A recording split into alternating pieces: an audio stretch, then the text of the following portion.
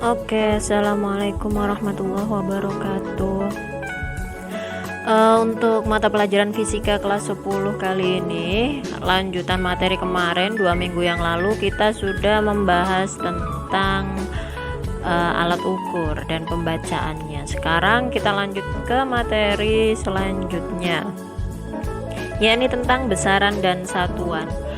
Besaran dan satuan itu apa? Jadi kalau besaran itu adalah segala sesuatu yang dapat diukur dan dinyatakan dalam angka.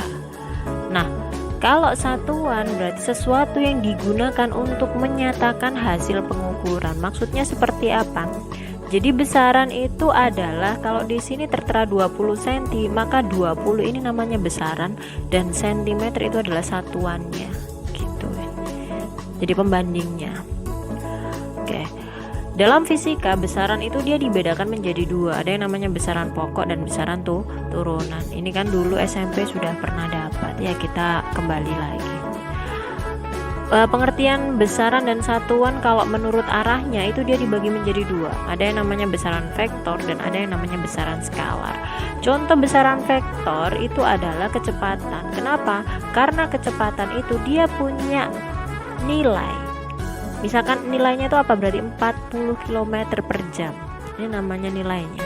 Dan dia mempunyai besar ya, besaran tadi ya, punya nilai. Dan arah, artinya misalkan dia menuju ke arah timur, barat, atas, bawah, atau seperti apa. Jadi arahnya itu nanti berpengaruh untuk penilaiannya nanti. Nah, kalau besaran skalar itu dia hanya besarnya saja atau nilainya saja yang berpengaruh, arahnya dia nggak berpengaruh. Contohnya misalkan panjang. Nah, panjang, ketika kamu ngambil panjangnya yang bagian depan atau yang bagian belakang, pasti hasilnya sama. Nah, itu namanya besaran skalar, nggak ngefek arahnya dia di sebelah mana, seperti itu.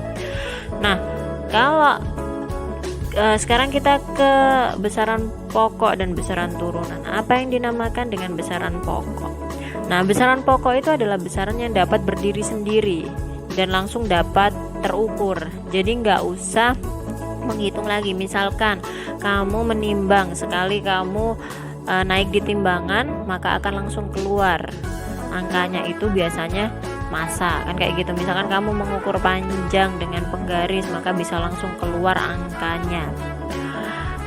Nah, dalam fisika terdapat 7 besaran pokok, yaitu panjang, massa, waktu, suhu, kuat arus, intensitas, dan jumlah zat.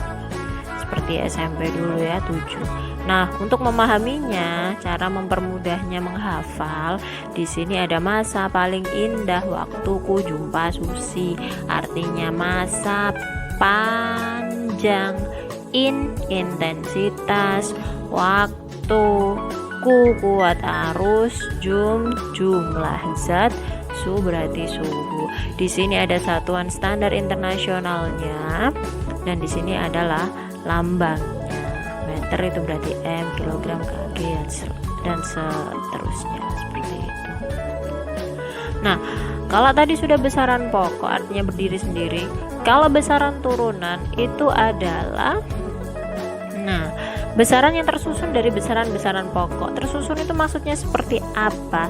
Jadi contohnya misalkan luas itu kan kamu harus dapat nilai panjang dan lebar. Panjang itu kan besaran pokok, lebar itu kan sebenarnya juga besaran pokok. Apa? Sama-sama apa? Panjang, cuman membedakan saja. Kalau panjang berarti yang sebelah sini, lebar berarti tegak lurusnya. Jadi hanya untuk membedakan istilahnya, seperti itu. Jadi hasil perkalian atau pembagiannya dari besaran pokok itu namanya besaran turunan. Ini salah satu contohnya. Oke.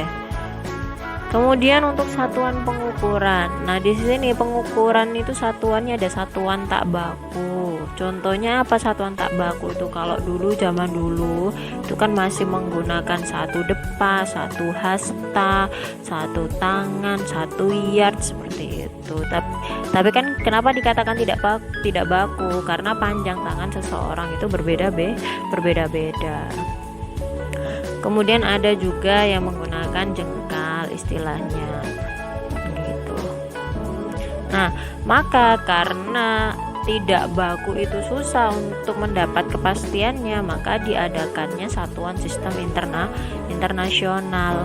Syaratnya adalah satuannya itu tetap tidak mengalami perubahan, mudah siapapun yang menggunakan dan dapat dipakai dimanapun.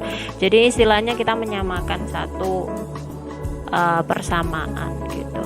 Nah, di sini satuan itu ada dua keadaan, ada MKS, ada CGS. Kalau sistem MKS berarti panjang itu harus dalam meter, massa itu dalam kilo, waktunya dalam sekon. Tapi kalau CGS panjangnya itu kalau senti, berarti massanya harus dalam gram gitu. Nah, sekarang ke satuan pengukuran, ada yang namanya tangga konversi satuan. Masih ingat kalau matematika, kalau ini adalah konversinya panjang ya, kilometer, hektodeka, meter, desi, senti, dan mili. Kalau naik berarti dia dibagi 10, kalau turun dia dikali 10. Kalau massa juga gitu, tinggal kamu ganti, berarti gram, desigram, kilogram, dan lain sebagainya. Ini bukan konversi waktu ya, ini konversi volumenya. Oke, kita lanjutkan ke materi selanjutnya, yaitu tentang dimensi. Dimensi ini apa sih sebenarnya dalam fisika? Dimensi ini digunakan untuk melambangkan sifat fisika suatu besaran. Jadi melambangkan sifat fisika suatu besaran. Maksudnya apa? Contohnya misalkan, kan tadi sudah Ustazah jelaskan, antara misalkan kalau cari luas itu kan panjang kali lebar, kan kamu taunya seperti itu. Panjang besaran pokok, termasuk besaran pokok apa ya? Termasuk besaran pokok panjang, ya kan? Termasuk besaran pokok panjang. Nah, kalau lebar itu sebenarnya termasuk besaran apa? Nah, lebar itu kan sebenarnya juga termasuk besaran pokok panjang, hanya saja dia digunakan untuk membedakan kan sifatnya. Jadi kalau panjang itu misalkan kita ibaratkan yang bagian agak lebih panjang, maka lebar itu adalah yang tegak lurusnya. Jadi hanya untuk membedakan istilah saja, tapi secara bentuk sifat fisiknya antara panjang dengan lebar itu sama-sama masuk ke besaran pokok panjang. Nah, itu kita lambangkan dengan dimensi. Bagaimana cara untuk menentukan dimensinya? Yang pertama, kamu harus tahu rumusnya. Yang kedua, kamu harus tahu satuannya. Jadi kalau sudah tahu rumus ataupun satuannya, maka bisa langsung diubah. Nah, untuk mengubah besaran turunan menjadi dimensinya, maka harus diubah dulu hingga dapat besaran pokoknya. Jadi besaran pokok itu dilambangkan seperti yang ada di gambar itu ya. Nah, kita contohkan misalkan kayak yang tadi, misalkan luas, misalkan kita buat gini, besaran turunan. Misalkan kita mau buat contoh yang pertama, luas. Nah, luas itu rumusnya apa sih? Luas itu kan tadi kan rumusnya panjang kali lebar kan gitu. Nah, satuannya panjang itu apa tadi satuannya?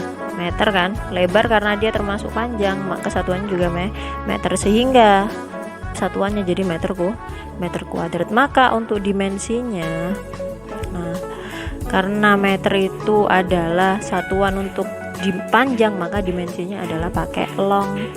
Jadi kita menuliskannya adalah dengan huruf dan dikotaki seperti ini ya. Karena di sini meter kuadrat, maka di sini L kuadrat gitu. Contoh lain yang lebih agak susah misalkan, misalkan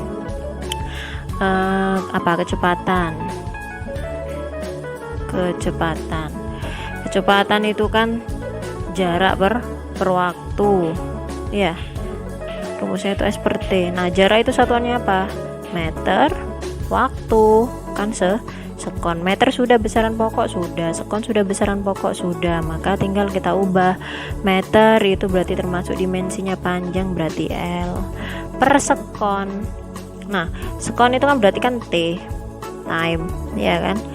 Nah, karena di sini kan pembagian, sekon itu kan sebenarnya sekon pangkat 1 kan. Kalau pembagian pangkat positif kita jadikan perkalian, maka pangkatnya jadi pangkat negatif, maka seperti ini jadinya gitu. Contoh lain misalkan gaya. Misalkan kita ambil gaya, yaitu kan F. Rumusnya apa? M dikali A, massa kali percepatannya, kan gitu. Massa satuannya apa? Massa itu satuannya kilogram. Nah, makanya ini dari rumus ini kita kita jadikan besaran pokoknya gitu. Nah, percepatan itu apa? Satuannya meter per sekon kuadrat. Maka kita ubah, kilogram sudah besaran pokok, sudah meter sudah, sekon juga sudah. Maka tinggal kita ubah dimensinya. Kilogram berarti termasuk massa, dimensinya adalah mass. M dilambangkan. Meter itu panjang, berarti dimensinya long. L. Per, ingat pembagian pangkat positif kalau naik berarti jadi pangkat negatif. Maka di sini time-nya pangkat min 2 gitu ya. Dan seterusnya. Ini contoh-contoh saja untuk dimensi.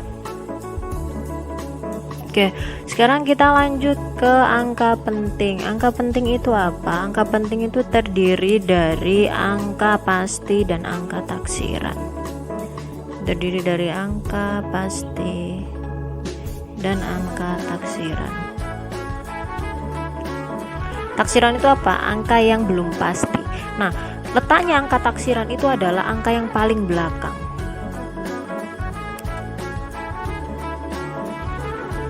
Angka paling belakang itu namanya angka taksiran. Contoh angka penting itu apa? Misalkan 2,45 misalkan. Nah, 2,4 ini adalah yang angka pasti. Yang 5 ini adalah angka taksiran. Seperti itu. Nah, di samping video ini kan sudah dipertunjukkan untuk syarat-syarat yang angka penting itu yang mana, kan gitu. Cuman dari banyaknya aturan-aturan tersebut bisa kita rangkum. Intinya adalah semua angka itu maksudnya angka 1 sampai 9, 1 2 3 4 5 6 7 8 9 itu adalah penting. Semua angka adalah penting. Semua angka adalah angka penting kecuali 0, jadi semua angka itu adalah angka penting kecuali 0, maksudnya apa? Jadi 0 itu dia bisa bernilai penting dan tidak penting tergantung penempatan. Maksudnya seperti apa? Contoh misalkan 0, ada istilah 0,01, kemudian 0,010, 20,01, kemudian 20, dan ada 200, misalkan seperti ini. Nah, 0,01 maka ada berapa banyak angka pentingnya gitu. 0, kan nggak penting, ya kan? Maka 0 setelah nggak penting kan temennya nggak penting, koncone nggak penting, maka dia juga ikut nggak penting gitu. Satu itu adalah angka penting. Maka di sini ada berapa banyak angka pentingnya? Ada 1 angka penting. Contoh lain misalkan 0,010, 0, nggak penting, temennya nggak penting atau koncone nggak penting, maka dia ikut nggak penting. 1 kan angka penting, ya kan? Angka pasti, maka dia penting. Nah, 0 yang belakangnya sini karena temennya itu penting, maka dia ikut penting gitu penempatan. Jadi tergantung penempatannya, sehingga menghasilkan di sini ada 2 angka penting. Nah, kalau 20,01 bagaimana? Dilihat, ini pembacaannya bukan 0, tapi apa? 20, karena 20, maka keduanya adalah penting. Nolnya setelah angka penting, ya kan? Temennya penting, maka dia ikut penting. 1 adalah angka penting, maka di sini dia terdiri dari 3 angka terdiri dari 4 angka penting, semuanya penting. 2001. gitu ya. Kalau 20 koma sudah jelas dua angka penting. Tapi kalau 200 bagaimana? Kalau 200, kalau angka biasa nggak ada pecahannya, maka kita hanya mengambil angka pastinya saja. Apa itu angka pasti? Hanya angka saja. Jadi ingat bedanya ya, kalau 20 koma maka dua-duanya penting. Tapi kalau 200 maka yang kamu anggap penting hanya angkanya saja. Nolnya ini sudah tidak penting. Karena bilangannya bilangan penuh. Gitu ya. Jadi di sini dia satu angka penting. Kenapa seperti itu? Nah, ini nanti pengaruhnya adalah di notasi eksponen.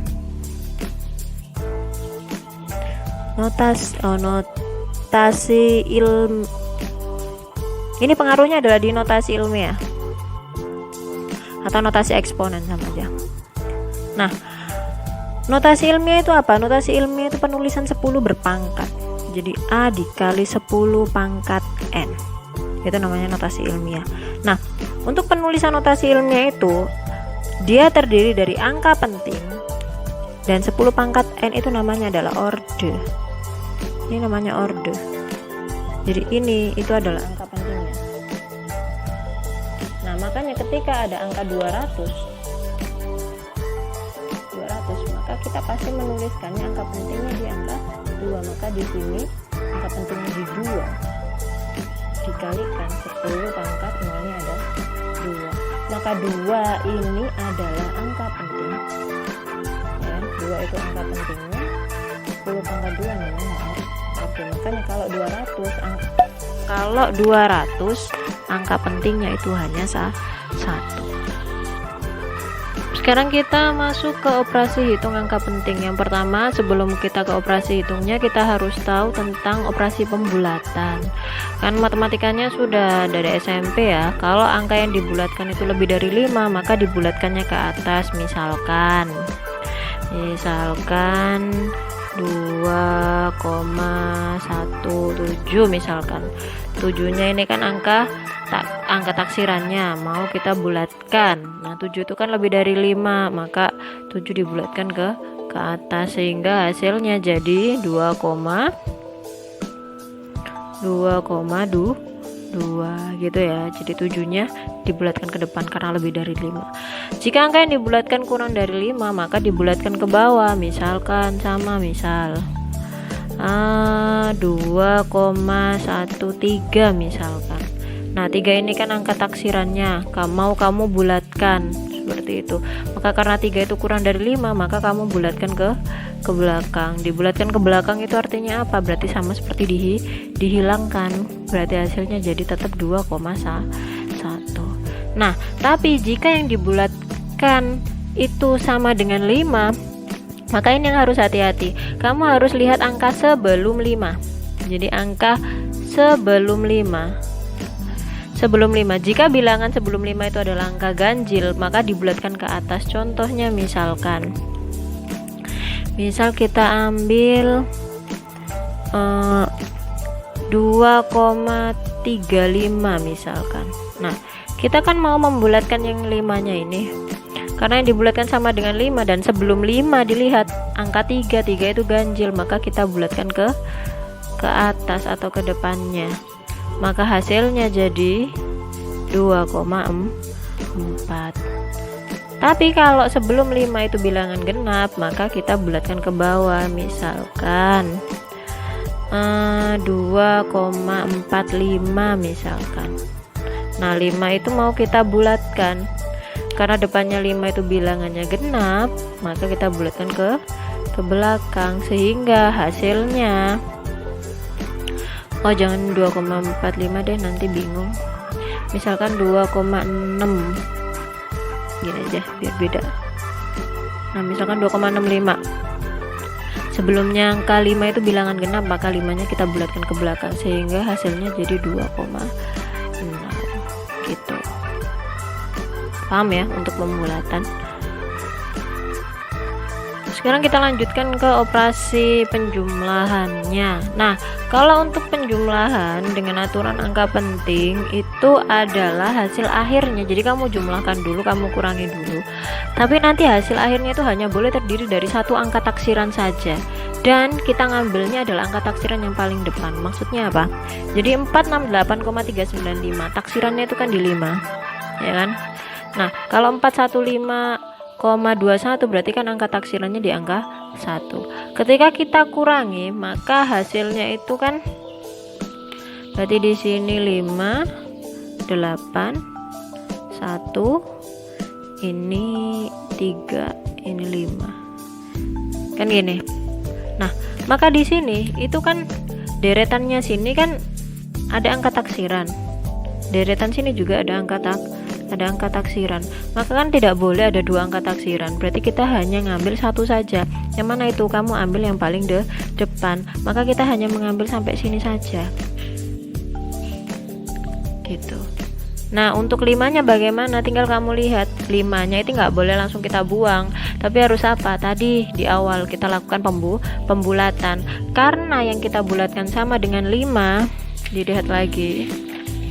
Nah, ketika yang dibulatkan sama dengan 5, maka kamu harus melihat angka depannya. Kalau angka depannya 5 itu bilangan 8, 8 itu genap, maka pembulatannya adalah ke belakang. Kalau ke belakang, maka seperti kita menghilangkan, maka hasil akhirnya adalah 53,18 dengan satu angka taksiran di angka 8. Atau secara gampangnya adalah kamu lihat angka belakang koma yang paling kecil, 468,395. Ini kan 3 angka di belakang koma kan, ada 3, 9 sama 5. Kalau yang ini 415,21 itu kan 2 angka di belakang koma, 3 angka belakang koma dengan 2 angka belakang koma, maka yang paling sedikit adalah 2 angka di belakang koma, maka kita ngambilnya adalah 2 angka di belakang koma. Berarti angka 1 dengan 8. Maksudnya seperti itu. Sama seperti itu gampangannya. Oke ya. Nah, sekarang misalkan untuk penjumlahannya, berarti kita jumlahkan 273,123 berarti angka taksiran di 3, ya kan? 15,4 berarti kan di 4. 18,23 berarti di 3. Berarti kan di sini kalau ketika kita jumlah berarti kan di sini tetap 3. Nah, ini berarti 3. 2 tambah 3 5. 142 berarti 7. Ini ya. 6 9 2.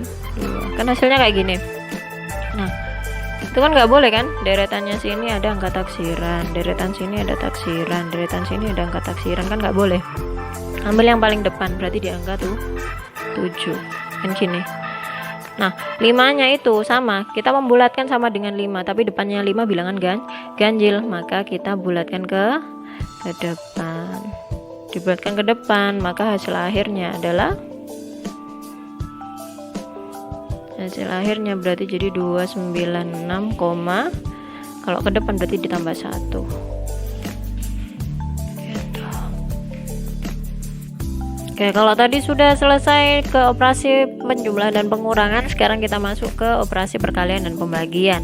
Nah, kalau tadi saat penjumlahan pengurangan itu kan kamu melihat angka belakang koma yang paling kecil kan ya, atau angka taksiran yang paling depan. Nah, kalau perkalian dan pembagian yang kamu lihat adalah banyaknya angka pentingnya. Dan jadi kamu kalikan dulu, kamu bagi dulu.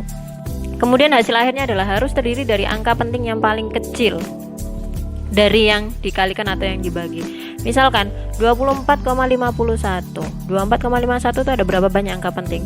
2, 4, 5 dan 1. Berarti kan di sini ada 4 angka penting, ya kan? 12,3 itu 3 angka penting. Maka langkah yang pertama adalah kamu kalikan dulu. Maka ketika ini dikalikan hasilnya adalah 301,473 gitu. Nah, yang kamu lihat 4 angka penting dengan 3 angka penting itu yang paling kecil berapa angka penting? 3 angka penting kan. Maka di sini hasil akhirnya itu harus terdiri dari 3 angka penting. 3 angka penting itu yang mana kan gitu. Dilihat 3 apakah penting? penting, sudah 1. 0 setelah penting berarti penting, 1 berarti penting. 1, 2, 3 sudah memenuhi 3 angka penting. Maka kita hanya mengambil sampai sini saja batasannya, gitu. 4, 7 sama 3 bagaimana? Tinggal kamu lihat pembulatan. Tapi yang kamu lihat pembulatannya hanya yang paling depan dari yang terakhir aja. Oke, tadi sudah ke operasi penjumlahan dan pengurangan. Sekarang kita masuk ke operasi perkalian dan pembagian. Nah, kalau tadi yang penjumlahan pengurangan itu kan kamu harus melihat angka belakang koma yang paling kecil, jumlah angka belakang koma yang paling kecil, atau kamu lihatnya angka taksiran yang paling depan.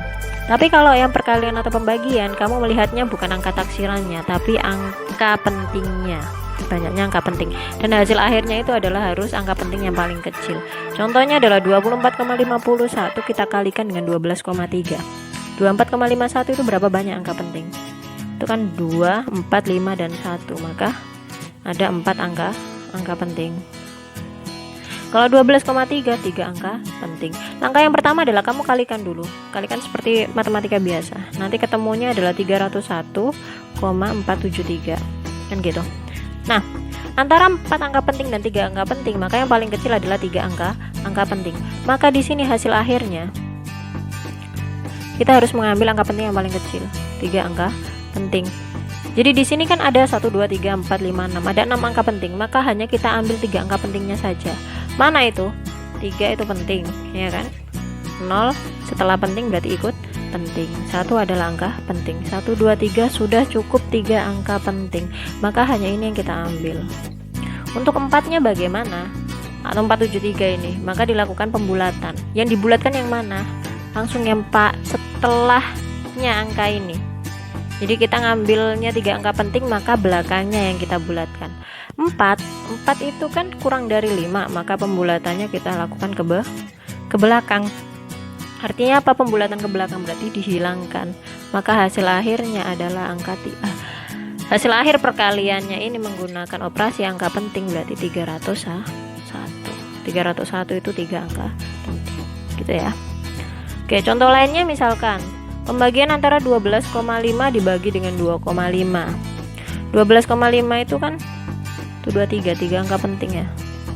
2,5 itu 2 angka penting. Nah, 12,5 kalau kita bagi dengan 2,5 itu kan hasilnya adalah 5, kan gitu.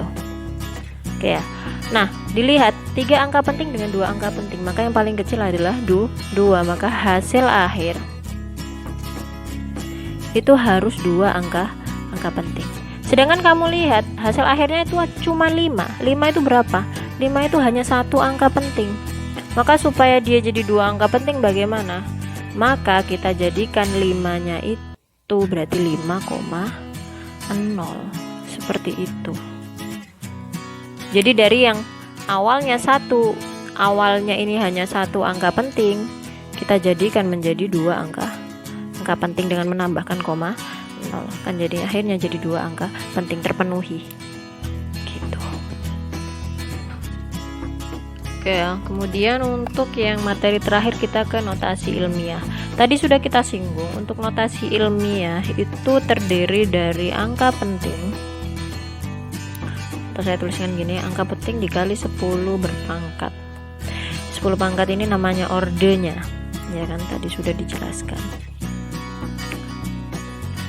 Nah, bagaimana cara penulisannya? Misalkan kalau ada 50. Nah, kalau terlalu banyak nol di sini, misalkan kayak gini, 50 juta misalkan. Semakin banyak nol, maka kan penulisannya akan semakin terlalu panjang. Maka untuk mempersingkatnya kita pakai namanya notasi ilmiah. Nah, 50 juta, maka angka pentingnya adalah di angka 5, maka bisa kita ubah jadi 5 dikalikan 10 pangkat. Karena ini bukan bilangan desimal, maka di sini kita pakai pangkat positif, 1, 2, 3, 4, 5, 6, 7, 10 pangkat tuh 7. Kalau misalkan ada gini 0,0000 nih, kata ya nulisnya gini misalkan Nah, kalau seperti ini, maka angka pentingnya di mana? Angka pentingnya adalah di angka 1 dan 2. Misalkan kalau saya mau ubah jadi 1,2 misal. Maka 10 pangkatnya bagaimana? Tinggal kamu lihat 10 pangkat mundurnya berapa? 1, 2, 3, 4, 5, 6, 7, 8. Kan gitu. Sampai di 8 itu 1,2. Maka di sini 10 pangkat min 8. Apa hubungannya notasi ilmiah ini? Notasi ilmiah ini nanti kita mempermudah ke konversi satuan. Kalau ada yang ingat konversi satuan itu apa? Matematika itu kan pernah tahu ada tangga konversi satuan. Oke, saya ingatkan lagi, ada kilometer, hektometer, kemudian dekameter, meter, desimeter, sentimeter, milimeter ya. Kalau turun berarti dikali 10, kalau naik berarti dibagi 10 kan gitu. Nah, contohnya misalkan 200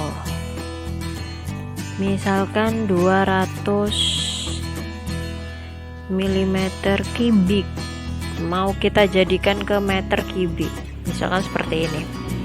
Nah, untuk mempermudahnya, maka tinggal kamu lihat 200 itu 2 kali 10 pangkat berapa sih? Kan tinggal kamu ubah. 200 itu yang pertama ya. 2 kita kalikan 10 pangkat.